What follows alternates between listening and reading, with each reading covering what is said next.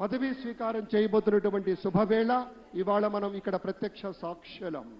ప్రత్యక్షంగా ఇక్కడ నిలబడి ఉన్నాం. ప్రజాస్వామ్యవాదుల్ని చూస్తూ ఉన్నాం. మానవీయ దృక్పథం కలిగినటువంటి పెద్దల్ని వేదిక నిండా చూస్తూ ఉన్నాం. నిజాయితీ కలిగినటువంటి మూర్తుల్ని చూస్తూ ఉన్నాం. కరుణామయ హృదయం ఉన్నటువంటి నేతల్ని చూస్తూ ఉన్నాం. సేవా తత్పరతే జీవలక్షణంగా వెలిగినటువంటి మా వెంకయ్య నాయుడు గారు కావచ్చు, అమిత్ షా గారు కావచ్చు, నితిన్ గడ్కరీ గారు కావచ్చు.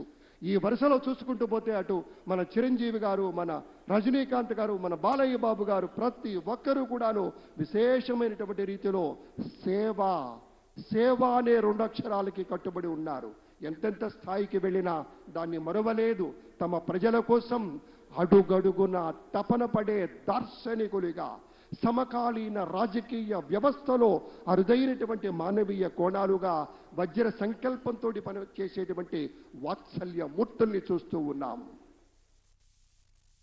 మరికొద్ది క్షణాల్లో గౌరవనీయులు ప్రధాని, గవర్నర్ గారు, అలాగే chief minister designate Nara Chandrababu Naidu గారు ఈ ప్రాంగణంలోకి విచ్చేయనున్నారు. His excellency governor of Andhra Pradesh Syed Abdul Nazeer గారు మరికొద్ది క్షణాల్లో ఈ ప్రాంగణంలోకి విచ్చేయనున్నారు.